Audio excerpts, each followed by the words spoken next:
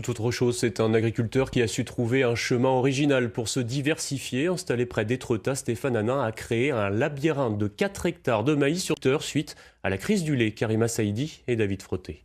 Ça se passe au Tibet. Vous allez avoir une liste de coupables. Chaque coupable a sur lui un code. Tous les matins, Stéphane Hanin tient le guichet de sa nouvelle attraction, le labyrinthe de maïs des falaises. C'est énorme.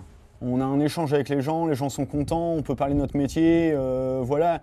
Et on s'ouvre sur l'extérieur, chose qu'on n'a pas dans nos exploitations, du moins. À l'origine, Stéphane est agriculteur. Il produit lin, betterave et lait. Il a choisi de se diversifier en détournant 4 hectares de terrain et arrive ainsi à capter le flot de touristes qui passent à côté de chez lui en allant vers Étretat. Ça change, c'est complètement différent des aires de jeu habituelles pour les enfants, donc c'est cool. Puis nous aussi on s'amuse, alors c'est chouette. L'agriculteur a déjà commencé à se diversifier depuis quelques années en proposant de la vente de viande en direct. Mais le complément de revenus n'est pas suffisant. C'est la conjoncture agricole qui fait qu'aujourd'hui, c'est pas facile. Voilà, donc si on veut continuer, faut qu'on trouve quelque chose à faire. Mais pas n'importe quoi. Parce qu'aujourd'hui, le secteur est assez bouché, au niveau transformation, des choses comme ça. D'où l'idée du labyrinthe, du moins.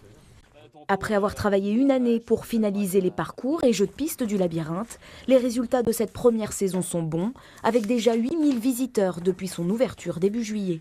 Et au niveau financier, ça va être intéressant parce que c'est vrai que la crise laitière nous a fait beaucoup de mal sur une ferme comme nous. Et on accumule des dettes qu'on n'est pas toujours capable de rembourser à temps.